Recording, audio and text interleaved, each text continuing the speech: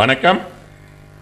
மசினகுடி மாயார் வனப்பகுதியில் வனத்துறையிடம் சிக்கிய T23 புலி மைசூரில் உள்ள உயிரியல் பூங்காவிற்கு கொண்டு செல்லப்பட்டது முதல் மயக்கம் தெளிந்தவுடன் கூண்டில் ஆக்ரோஷமாக உரிமையதாகவும் தற்பொழுது புலி ஆரோக்கியத்துடன் இருப்பதாகவும் வனத்துறையினர் தகவல்.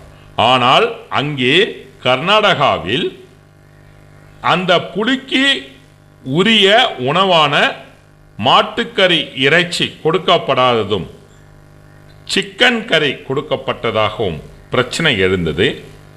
நீலகிரி மாவட்டம் மாயார் வனப்பகுதியில் மயக்க ஊசி செலுத்தி பிடிபட்ட T23 புலி மைசூர் உயிரியல் பூங்காவிற்கு எடுத்து செல்லப்பட்டு அங்கு கண்காணிக்கப்பட்டு வருவதாகவும் தற்பொழுது புலி மயக்கம் தெளிந்து கூண்டினுள் சத்தமாக உரிமை வருவதாகவும் முன்னர் வனத்துறையினர் தெரிவித்தனர்.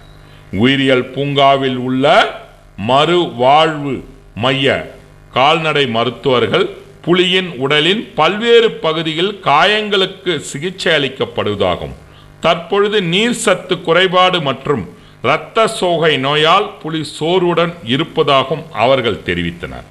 இந்த தகவலை தமிழ்நாடு வனத்துறை தெரிவித்தாலும் அந்த புலிக்கு உரியான உணவுகளை கர்நாடகத்தில் இருக்கின்ற அந்த சட்ட திட்டத்தின்படி அந்த புலிக்கு உரிய உணவை தரவில்லை என்றும் தெரிவிக்கப்பட்டுள்ளது. T23 புலியின் வாழ்வு மேலோங்குமா? பொறுத்திருந்து பார்ப்போம்.